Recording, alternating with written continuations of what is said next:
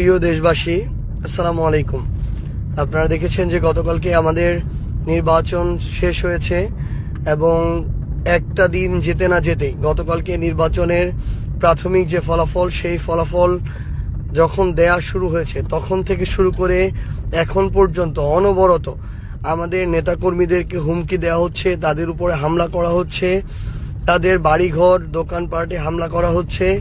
এমন অনেকে আছেন যারা তাদের ভয়ে এখন বাড়িতে থাকতে পারছেন না এবং আমাদের অনেক নেতাকর্মীরা এখন আমাদেরকে বারবার ফোন দিচ্ছেন যে রাতের অন্ধকারে যেন তাদেরকে কেউ শনাক্ত যখন করতে পারবে না তখন তারা তাদের জায়গা থেকে হামলাগুলো বেশি করে চালাচ্ছেন। একটু আগে আমার ইউনিয়নের আরেক প্রান্তে 2 নম্বর ওয়ার্ড গুঞ্জরমারি বাজার সংলগ্ন, সেখানে আমার ওয়ার্ড সেক্রেটারির বাড়ি, সেই জায়গায় ওয়ার্ড সেক্রেটারির বাড়ি ঘরে বিএনপির ছেলেপেলে গিয়ে সন্ত্রাসী কায়দায় মিছিল নিয়ে গিয়ে সেখানে হামলা চালিয়েছে, তাদের উপর আক্রমণ করেছে। আমরা এখানে আমাদের ক্ষমতার জন্য রাজনীতি করতে আসি নাই। আমাদের নেতাকর্মীদের গায়ে স্পর্শ করার আগে সেটা আমাদের শরীরের উপর দিয়ে যাইতে হবে। তাই এখন রাত প্রায় 11টা বাজতে চলেছে। আমি আমার ওই নেতাকর্মীর বাসার দিকে যাচ্ছি। আমরা দেখতে চাই যে বিএনপির নেতাকর্মীরা তারা কত বড় সন্ত্রাসী হইতে পারে, কত হামলা করতে পারে, রক্ত ঝরাইতে পারে, জীবন নিতে পারে। আমরা আমাদের জায়গা থেকে এটা দেখতে চাই।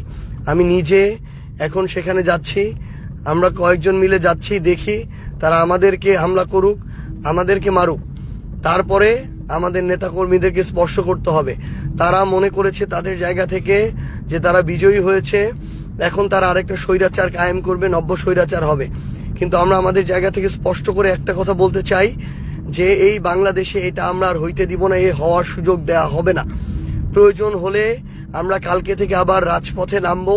প্রয়োজন হলে আমাদের যে লড়াইটা ছিল অভ্যুত্থানের পরে, এই 1.5 বছরের লড়াই, যে বাংলাদেশে একটা গণতান্ত্রিক রাজনৈতিক পরিবেশ তৈরি করার লড়াই, এই লড়াইটা আমাদেরকে কালকে থেকে শুরু করতে হবে। আমরা আমাদের সকল নেতাকর্মীদেরকে আমি আমার জায়গা থেকে স্পষ্ট করে বলতে চাই, 11 দলীয় জোটেরও আপনারা যারা রয়েছেন আপনাদেরকে স্পষ্ট করে বলতে চাই, আমরা আমাদের জায়গা থেকে শুধু আমাদের দলীয় রাজনীতিটা করি, আমরা মানুষের রাজনীতি করি। এটা যদি কারো সহ্য না হয়, কেউ যদি শুধুমাত্র আমরা একটা দল করি দেখে, একটা জোটে অংশগ্রহণ করেছি, ভোটে অংশগ্রহণ করেছি দেখে কেউ যদি মনে করে যে আমাদেরকে মারা, রক্তাক্ত করা, হামলা করা বৈধ হয়ে গিয়েছে, তাহলে তাদের বিরুদ্ধে আমাদের নামতে হবে। এরা আবার আরেকটা নব্য স্বৈরাচার কায়েম করতে চায়। আমি আমার জায়গা থেকে স্পষ্ট করে আপনাদেরকে বলি, বিন্দু মাত্র ভয় পেলে চলবে না। তারা তাদের জায়গা থেকে অন্যায় করছে, অপরাধ করছে, জুলুম করছে, ভয়টা তারা পাবে, কিন্তু আমাদের ভয় পেলে চলবে না। আমরা যেন মাথা উঁচু করে সম্মানের সাথে যে রাজনীতি করে আসছি, আমরা আমাদের জায়গা থেকে সেই রাজনীতিটা করে যাব। আমি আমার জায়গা থেকে এইটুকু আপনাদেরকে কথা দিচ্ছি যে আমার পঞ্চগড় 1 আসনের যে কোনো জায়গায় যে কোনো নেতাকর্মীকে যদি আঘাত করা হয় আমাকে জানাবেন, আমি ছুটে যাব সেখানে। আমরা ওই রাজনীতি করতে আসি নাই যে ঘরে বসে থেকে রাজনীতি করব। সৃষ্টিকর্তা মহান আল্লাহ আমাদের সুযোগ দিয়েছেন এই বয়সে আপনাদের প্রতিনিধিত্ব করার। আপনারা 1,68,000 মানুষ সেই আস্থাটুকু রেখেছেন। আমরা রক্ত দিব, জীবন দিব, কিন্তু আপনার যে আস্থার যে আমানত, সেই আমানত আমরা রক্ষা করব ইনশাআল্লাহ। আমি আমার জায়গা থেকে এখন গুঞ্জরমারি বাজারের দিকে আসছি। সেখানে নাকি 2-3 জন নব্য স্বৈরাচার তৈরি হয়েছে, যারা মনে করছে যে তারা জিতেছে দেখে সেখানে তারা আরেকটা ত্রাসের রাজত্ব কায়েম করবে, দাসের রাজত্ব কায়েম করবে। তাদের কথা মতো মানুষকে উঠতে হবে, চলতে হবে, বসতে হবে। এবং তারা তাদের জায়গা থেকে মনে করছে যে কেউ আর অন্য দলের রাজনীতি করতে পারবে না। যারা শাপলাকলির ভোট করেছিল, যারা সার্জিস আলমের সাথে রাজনীতি করেছিল, তাদের আর বেঁচে থাকার অধিকার নাই। যারা এটা মনে করে তাদের বিরুদ্ধে আমাদের আরেকটা লড়াইয়ে নামতে হবে। এই লড়াইটা হচ্ছে আগামীতে নব্য কোনো স্বৈরাচার তৈরি না হতে দেওয়ার যে লড়াই, সেই লড়াই। আমি আপনাদেরকে আহ্বান করব, পুরো পঞ্চগড় 1 আসন সহ পুরো বাংলাদেশে আপনারা যারা আজকে আপনাদের উপর হামলা হচ্ছে, জুলুম হচ্ছে, নির্যাতন হচ্ছে, আপনারা রাজপথে নেমে আসুন। মনে রাখবেন, আমরা যদি একবার ছাড় দেই, তারা মাথায় উঠে যাবে, তারা গলা চেপে ধরবে, তারা আপনার ঘর পর্যন্ত চলে আসবে, পরিবারের মানুষ পর্যন্ত চলে আসবে। তারা আপনার জান নিতেও বিন্দুমাত্র দ্বিধা করবে না।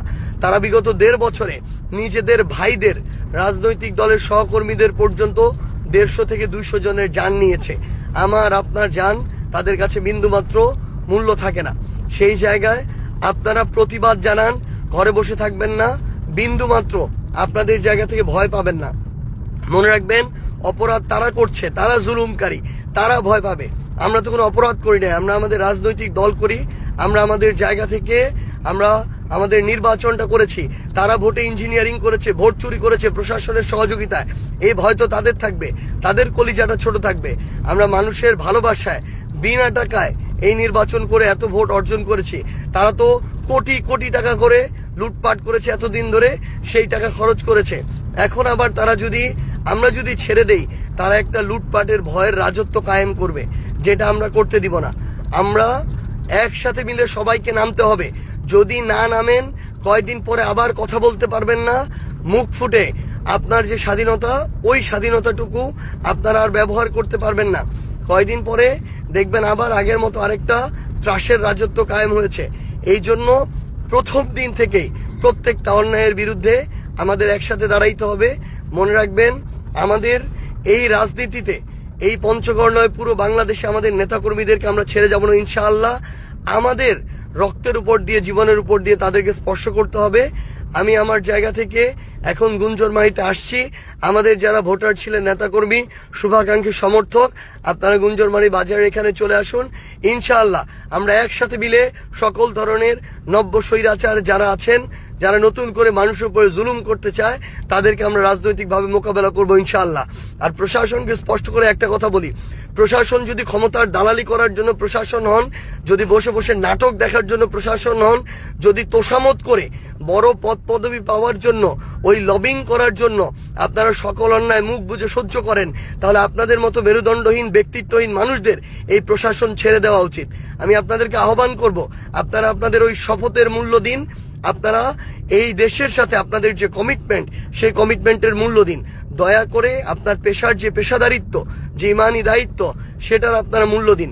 আপনারা পুরো দেশে যেই জুলুমগুলো হচ্ছে, সেই জুলুম বন্ধে আপনাদের যে অ্যাকশন, সেই অ্যাকশনগুলো নিন। এবং তারেক রহমানকে আমার জায়গা থেকে আমি স্পষ্ট করে একটা কথা বলতে চাই, যে আপনি দেশে এসেছেন, আপনি আপনার জায়গা থেকে এই নেতাকর্মীদেরকে, যারা আজকে থেকে 1.5 বছর আগে জুলুমের শিকার ছিল, যারা নির্যাতিত ছিল, অনেকে নিপীড়িত ছিল, তারা যে আজকে নতুন করে জালেম হয়ে উঠছে, তাদেরকে যদি আপনি আটকাইতে না পারেন, নিয়ন্ত্রণ না করতে পারেন, তাহলে আওয়ামী লীগের চেয়েও খারাপ পরিস্থিতি হবে আপনাদের। এই জন্য আহ্বান করব যে কঠোর নির্দেশনা দেন।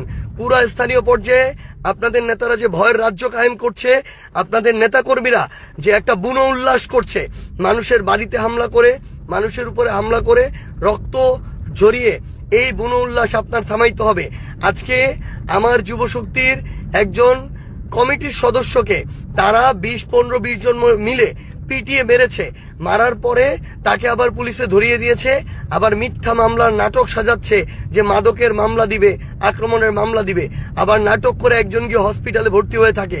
এই ধরনের নাটক করে যদি আপনারা মনে করেন যে বাংলাদেশে আরেকটা ভয়ের রাজ্য কায়েম করবেন, আমি শুধু আপনাদেরকে সতর্ক করে দিচ্ছি, এখানে অভ্যুত্থানের প্রজন্ম, অভ্যুত্থানে অংশ নেওয়া সবাই এখনো বেঁচে আছে।